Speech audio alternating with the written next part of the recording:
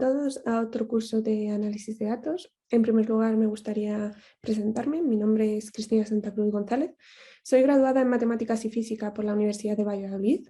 He estudiado un máster en Modelización Matemáticas y ahora trabajo en colaboración en un grupo multidisciplinar en distintos proyectos en los que me encargo principalmente del análisis de datos y la parte de aplicación de distintos algoritmos de inteligencia artificial.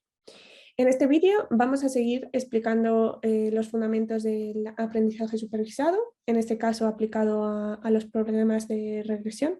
Previamente mi compañera había explicado algoritmos de aprendizaje supervisados aplicados para problemas de clasificación y ahora lo que vamos a explicar son para regresión. Bueno, dentro de este curso vamos a ver en primer lugar pues una breve introducción para luego ver los algoritmos más tradicionales para la regresión, como son la regresión lineal, con algunas regularizaciones como puede ser la de Lasso, la de Ridge o la de ElasticMech. Y luego vamos a ver la regresión polinómica, algunas regresiones no lineales y finalmente cómo algunos modelos que se habían visto para clasificación, con algunas modificaciones también se pueden usar para problemas de regresión. Finalmente, también explicaré un poco algunas métricas, las más habituales, para evaluar estos tipos de modelos y ver pues, la validez del modelo creado en cuestión.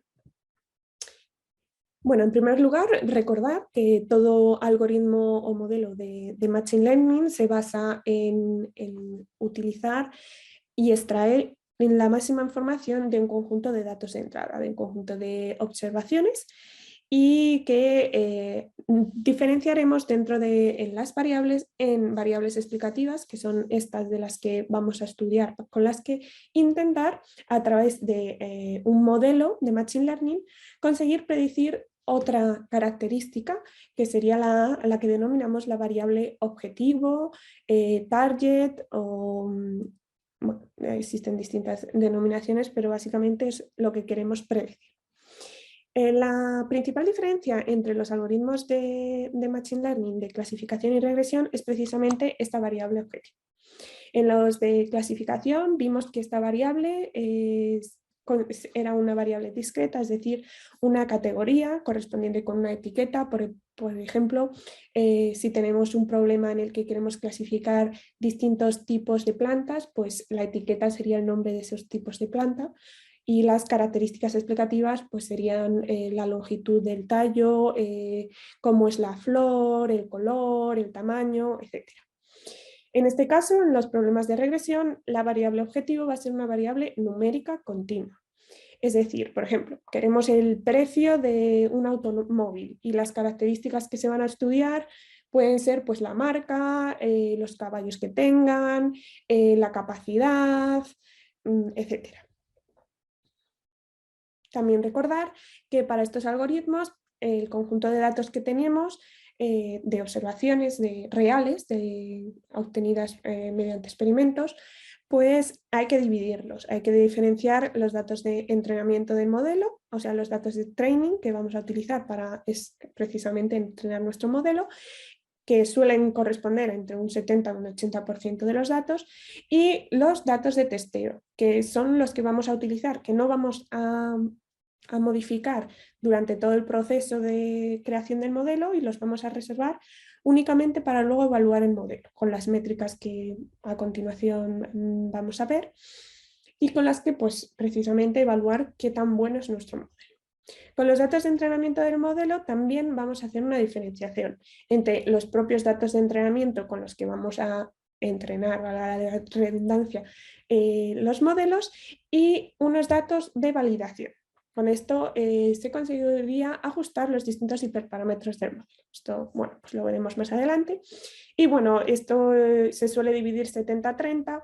Todos estos porcentajes también dependen mucho de las características del problema en cuestión y de la cantidad de datos que tengamos. Si tenemos muchos datos, pues igual puedes dejar más datos de testeo, pero si tienes pocos datos, pues igual puedes dar más recursos, más porcentaje a considerar pues una mayor cantidad de datos de entrenamiento pues para conseguir un mejor modelo. En primer lugar, vamos a ver el algoritmo de la regresión lineal. Este modelo está, bueno, pues está basado en las estadísticas, en las matemáticas públicas. No es más que una aproximación para modelar relaciones que existen entre variables explicativas, que vamos a denotar como x1 hasta xp, un conjunto de variables de P variables explicativas, que bueno, también reciben los nombres de atributos o características, para predecir, estudiar sus relaciones lineales con la variable que queramos predecir, la variable respuesta y. Entonces, esta simplemente es la formulación matemática, la típica formulación matemática, donde pues los parámetros de este modelo son los B sub I. Entonces, de B sub 0 a B sub P. B sub 0 hace referencia a la coordenada en el origen, es decir, que si todas las variables explicativas fueran 0, pues sería el valor de la variable respuesta. Luego están los distintos de B sub 1 a B sub P, que son los coeficientes que muestran la relación que existe entre las variables explicativas con la variable respuesta. Y se añade un epsilon que hace referencia a los errores de esta aproximación, y el cual pues el modelo tendrá, buscará minimizar estos errores, es decir, que converjan a cero, o sea, que sea el epsilon lo más próximo a cero posible. Bueno, este problema, si solo tuviéramos una variable explicativa, la x, y es la predictiva, pues se refleja gráficamente con esta gráfica se puede ver su representación, donde los puntos rojos denotan las observaciones reales que se han tomado de esa variable y en base a la variable x explicativa. Luego la línea azul denota la recta de regresión que se ha conseguido al ajustar, pues en este caso solo serían dos coeficientes, el beta sub 0 y el beta sub 1. Y luego las líneas verticales rojas denotan esos errores que se han encontrado entre lo observado, esos puntos rojos, y lo predicho mediante la recta de regresión lineal. Si tuviéramos dos dimensiones, pues, es decir, si aumentáramos de la dimensión un grado, pues en vez de tener una recta de regresión tendríamos un plano, y bueno, esta sería una representación. Esto se podría generalizar a n variables. Esto no lo podemos visualizar, pues no tenemos forma de representar más que 3 dimensiones, pero bueno, esa sería la idea. La función de coste de este problema se basa en minimizar la suma de los cuadrados de los errores.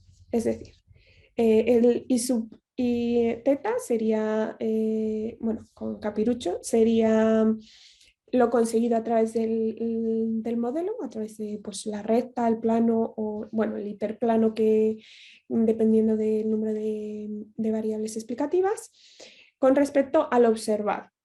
Y bueno, lo elevas al cuadrado. Esta métrica suele hacerse así porque para poder tener una forma de evaluar de la misma forma lo que sobreestimas de lo que infraestimas. Es decir, que esté por encima de la recta de regresión o por debajo del hiperplano, pues que sea igual de perjudicial, por así decirlo, para el modelo.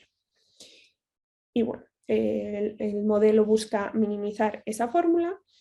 Y bueno, ahora podemos ver algunos pros y contras de este modelo. Los pros son que pues este método está basado tiene una sólida base matemática y estadística, es computacionalmente muy sencillo, sobre todo si luego comparamos con otros modelos. Da una idea rápida de las relaciones entre variables. Simplemente mirando los coeficientes pues puedes hacerte una idea de si están correlacionadas positivamente o negativamente las variables explicativas con el objetivo, y cuando tiene pocos atributos es robusto frente a entrenamientos.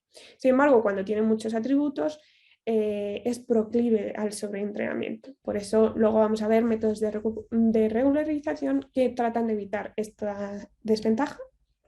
Otras de las desventajas que también presentan este tipo de regresiones es que parten de muchas hipótesis, como puede ser la independencia entre las variables explicativas, que o sea, se considera que no están correlacionadas, que existe colinealidad entre las variables y además que tenga normalidad los datos, es decir, que los valores residuales entre los valores reales y los predichos deben seguir una distribución normal de media cero y desviación típica constante. Además, este modelo es muy sensible a valores atípicos, es decir, si tienes una observación que dista mucho de la media, va a modificar mucho la inclinación del hiperplano. Entonces, pues es una cosa a tener en cuenta si tienes outliers en la muestra que estás analizando, pues los modelos van a empeorar considerablemente con este modelo. Tampoco se puede ajustar cuando el número de variables explicativas es superior al número de observaciones. Entonces, también es una cosa a tener en cuenta. Y bueno, por último, que este modelo, como se puede deducir rápidamente, solo captura las relaciones de naturaleza lineal. Por lo tanto, existen muchos casos reales que no presentan esta relación lineal entre las variables y por lo tanto este modelo no puede capturar esas relaciones. Por este motivo, como hemos comentado antes, surgen algunos métodos de regularización con los que se pretende solventar algunos de los problemas del modelo de regresión lineal. En especial sería el sobreentrenamiento y se trata también de reducir la varianza y atenuar el efecto de correlación entre variables explicativas, reduciendo así la influencia en el modelo de predictores, o sea, de variables explicativas, menos relevantes. Bueno, esto lo vamos a explicar un poco más a continuación, igual no ha quedado lo suficientemente claro, pero a continuación lo veremos más detalladamente. Bueno, para generalizar, estos métodos de regularización utilizan la siguiente expresión matemática en la que, bueno, pues la función de coste, en vez de solo ser la suma de los cuadrados de los residuos, bueno, partido por n considerando n observaciones, es decir, solo para pues, hacer una ponderación, se le añade este término donde el lambda es el hiperplano, el hiperparámetro con el que se matiza, o sea, se regula el grado de regularización que le estás añadiendo a la función de coste, y f va a ser una función que mide la complejidad del modelo. ¿Esto qué quiere decir?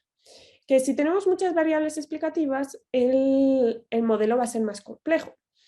Y lo que provoca que sea más complejo es que seguramente haya un sobreentrenamiento, hay como una sobreinformación que se está recogiendo sobre que se pueda utilizar para la variable explicativa, para la variable objetivo. Es decir, a veces como que se satura de información y a veces se incluyen variables explicativas que no son relevantes y no aportan mucha información para conseguir predecir lo que se desea.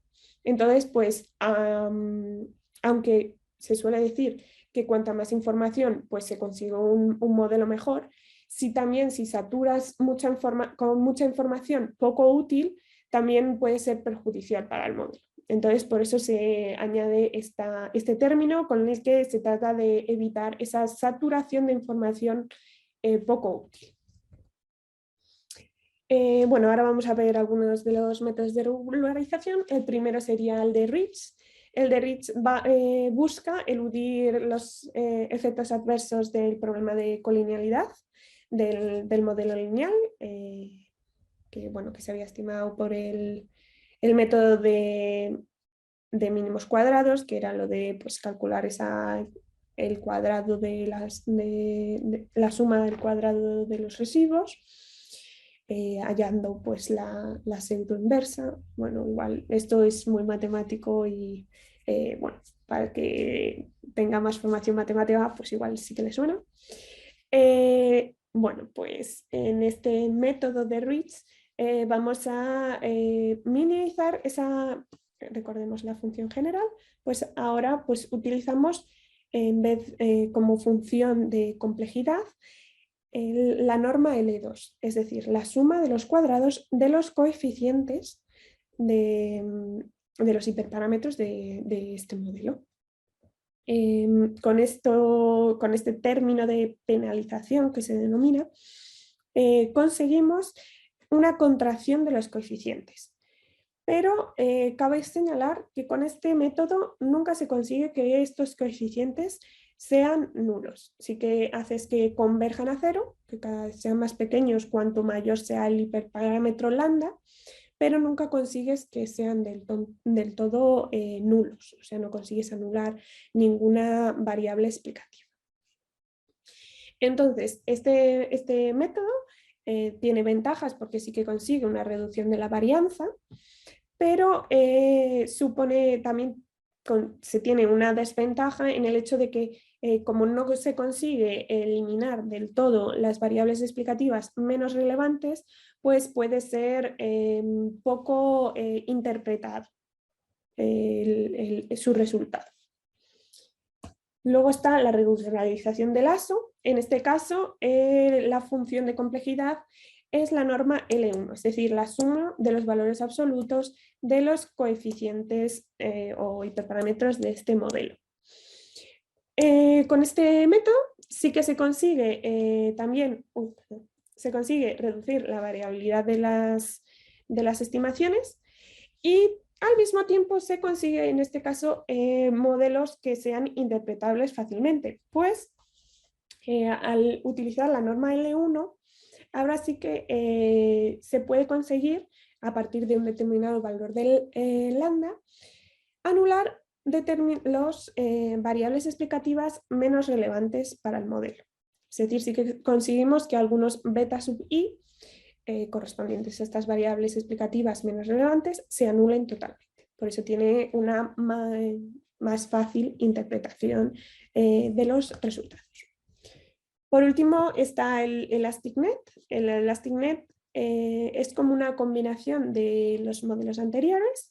Se incluye tanto la norma L1, la norma L2, y en este caso, en vez de tener un único hiperparámetro añadido a los coeficientes del modelo de la regresión lineal normal, tiene dos. En este caso hemos denotado por alfa en vez de por lambda uno de los hiperparámetros y luego el otro sería la R. Entonces aquí tendríamos que calcular dos hiperparámetros añadidos.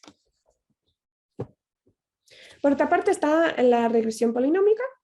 Una de las debilidades que habíamos mencionado de la regresión lineal es precisamente ese carácter lineal que solo encontraba o era capaz de ajustar bien modelos, o sea, problemas en los que existieran relaciones lineales entre las variables explicativas con la variable objetivo, pero que corresponderían pues, a términos de grado 1 matemáticamente. Y sin embargo, surgen por lo tanto otras regresiones como la polinómica, que ya sería no lineal, en el que se añaden términos de orden superior. Es decir, basándonos en el método, en el desarrollo de Taylor, con el que se consigue aproximar una gran cantidad de funciones mediante polinomios, con esta expresión, pues conseguimos abarcar problemas más complejos, con relaciones entre las variables explicativas con la variable objetiva, ya no solo lineales, sino por ejemplo con términos de la variable de cada una de las variables explicativas al cuadrado y bueno, al cubo, hasta el orden que quieras imponer al polinomio. Como se puede observar, a medida que aumentamos el grado del polinomio que estamos utilizando para aproximar el problema en cuestión, Y al aumentar también el número de variables explicativas, la cantidad de términos que influyen, que componen esta fórmula matemática, pues se hace cada vez más grande y pues puede ser inmensamente elevado y provocar que computacionalmente sea muy complejo este cálculo de todos esos coeficientes. Por este motivo, bueno, aquí hay una pequeña errata, estas serían beta sub p, cada una serían como no tiene por qué ser la misma coeficiente. Tendrías que ir añadiendo coeficiente más coeficiente más coeficiente, llegando a un elevado número de estos coeficientes por determinar. Por eso he dicho que computacionalmente llegaría a ser muy complejo. Por lo tanto, este tipo de regresión solo se aconseja cuando se tienen pocas variables explicativas y que no se utilicen grados del polinomio muy elevados. Generalmente se usa de grado 2 o grado 3, pero no se suele usar de grados mayores, pues hace que el modelo cada vez sea más complejo. Y bueno, luego están regresiones no lineales. Si con todo lo anterior no hemos conseguido ajustar el modelo, puede ser porque existen problemas en los que pues, existe una exponencial, un logaritmo, esas relaciones entre las variables explicativas y con la variable objetivo, y entonces pues con los anteriores modelos no se captura bien ese comportamiento y entonces se necesitan utilizar regresiones no lineales. Es decir, relaciones arbitrarias no lineales entre pues, las variables independientes, esas explicativas, con la variable dependiente, que es la variable objetivo. Para calcular los coeficientes de este problema, ahora ya no podríamos calcular esa pseudo inversa, sino que tendríamos que usar algoritmos iterativos. Sería más complejo computacionalmente hablando. Y por eso es de destacar que muchos de estos problemas, con una transformación de variables adecuada, se puede pasar del caso no lineal al caso lineal. Por ejemplo, aquí tenemos una expresión matemática que relaciona pues, una variable explicativa x con la variable objetivo y a través de un logaritmo. Y bueno, pues dentro también existe una función cuadrada. ¿Qué pasa? Que si hacemos esta transformación lineal, perdón, no es transformación no lineales, pero si aplicamos esta transformación de funciones, es decir, que x1 sea x al cuadrado y y sub 1 sea la exponencial de y, conseguimos transformar esta expresión matemática no lineal en una expresión matemática lineal simple, de grado 1. Entonces, pues aquí ya podríamos aplicar el método de regresión lineal anteriormente visto y que fuera más fácil de conseguir ajustar pues, los parámetros de este modelo. El inconveniente que tiene este proceso también hay que señalar que tiene un inconveniente, y es que las métricas que miden estos tipos de errores entre lo real y lo conseguido, a través del cambio de esta transformación lineal, pues no funcionan, por así decir, de la forma más óptima posible para ajustar los hiperparámetros. Es decir, que, bueno, que al hacer esa transformación, pues igual el ajuste de los hiperparámetros es algo peor que si realmente fuera lineal. Ahora vamos a ver algunos modelos. Bueno, vamos a mencionar que existen modelos de clasificación que con unas modificaciones también se pueden utilizar para resolver estos tipos de problemas de regresión. ¿En qué se basan estas modificaciones? Pues básicamente, como hemos dicho que la diferencia se centraba en la variable objetivo, en que en clasificación era discreta y usábamos una noción de entropía, pues por ejemplo en los árboles de decisión, para ir haciendo esa separación de los nodos de las ramas de los árboles, en los nodos de distintas ramas de los árboles, pues en este caso, en vez de usar esa noción de entropía, que utilizamos gracias a las etiquetas, pues vamos a usar otras métricas, como puede ser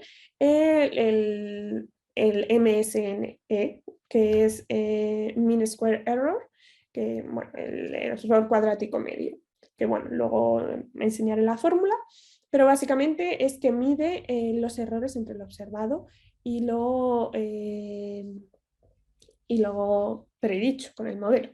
Entonces, usando estas nuevas métricas que sirvan para variables continuas, no para variables discretas, pues simplemente con esta modificación de esa noción, de esas fórmulas, pues se pueden pasar clasificadores que se habían usado para modelos que se habían usado para clasificación a conseguir modelos semejantes pero que sirvan para la regresión.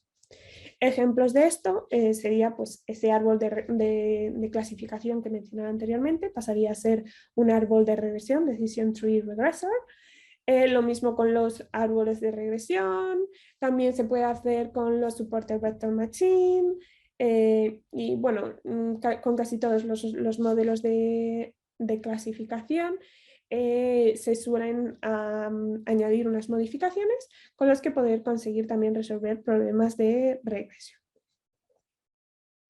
Por último, vamos a ver cómo evaluar estos modelos de regresión que hemos creado. Recordar que estas métricas de evaluación de la validez del modelo se aplican sobre los datos de test que habíamos reservado inicialmente antes de entrenar el modelo, no modificados y con los que podemos comparar cómo de bueno o de malo es nuestro modelo.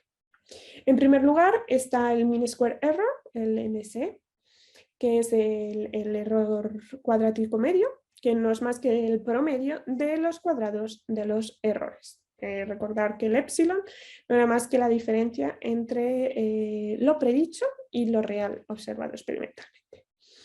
Y que con el cuadrado, como mencioné anteriormente, se consigue que se tengan en cuenta de la misma forma tanto las cantidades sobreestimadas como las infraestimadas de la variable objetivo. También la ventaja que tiene esta métrica es que su derivada es continua. Y esto permite que se utilice esta métrica como para minimizar los errores, para minimizar las fórmulas de las funciones de costes de los distintos modelos. Por eso anteriormente he dicho que con los árboles de decisión, para pasar los árboles de regresión, pues también se usaba esta métrica. ¿Cuál es una desventaja de esta métrica? Que sus valores, su magnitud, está elevada al cuadrado por precisamente por ese al elevar al cuadrado los errores entre lo predicho y lo real. Por tanto, las unidades, la solución de la cantidad que conseguimos con esta métrica va a ser con unidades al cuadrado, es decir, si queremos predecir metros, pues con esta métrica tenemos metros al cuadrado, entonces es difícil de interpretar. Por este motivo surge la siguiente métrica, que es Root Mean Square Error, que simplemente es la anterior métrica, pero con la raíz cuadrada. De esta forma, pues conseguimos una consistencia con las cantidades, con la magnitud de las cantidades que estemos analizando. Y por tanto, esos resultados son fácilmente interpretables. Si tienes una media de 50 y tienes un error de 2 metros, pues es un modelo pues, bastante bueno. Sin embargo, si tienes una media de 50 metros, pero tienes un error de 30 o de 40, pues tenemos un modelo bastante malo, un poco preciso. Y luego están, la Mean Absolute Error, que simplemente es la suma de los valores absolutos de los errores. Con esta métrica también tenemos unidades consistentes con la magnitud a predecir, por lo tanto son sus resultados. Pero el inconveniente que tiene esta métrica es que, bueno, el valor absoluto es continuo. Entonces, pues no se puede utilizar de forma adecuada para el proceso de minimización de las funciones, para encontrar pues, los mejores hiperparámetros. Vale, otra forma de analizar los resultados, el modelo, es a través de un histograma de los errores cometidos, utilizando pues, el modelo que hayamos entrenado. Lo ideal de este diagrama es que esté centrado en el cero, es decir, que, bueno, pues que la mayoría de los resultados encontrados pues no tengan una diferencia cero con lo que se quiere predecir. Y cuanto más estrecha sea este diagrama, mejor, porque significará que la diferencia entre lo obtenido con el modelo y lo real pues no dista mucho. Si es más ancho, significa pues, que existen errores bastante grandes en esas predicciones que se consiguen con el modelo. Por último, está el diagrama de predicho frente al observado, lo real, con el que bueno, pues también se visualiza rápidamente qué tan bueno es el modelo. Lo óptimo, ¿cuál sería? Que fuera una recta lineal, es decir, que las dos coordenadas fueran iguales. Lo que se predice es exactamente lo que se ha observado. Esto es prácticamente imposible de encontrar, a no ser que exactamente las variables explicativa con la objetiva sea una relación claramente ajustada a una fórmula matemática. Pero bueno, se trata de encontrar modelos que sean lo más parecido a una recta. Cuanto más cercano sea a esa recta, pues mejor será a esa diagonal que pues divide en dos el primer cuadrante pues, de coordenadas, pues mejor será el modelo encontrado, cuanto más concentrados estén los puntos frente a esa diagonal. Y bueno, básicamente esto sería un resumen de los modelos que existen de Machine Learning para conseguir resolver problemas de regresión.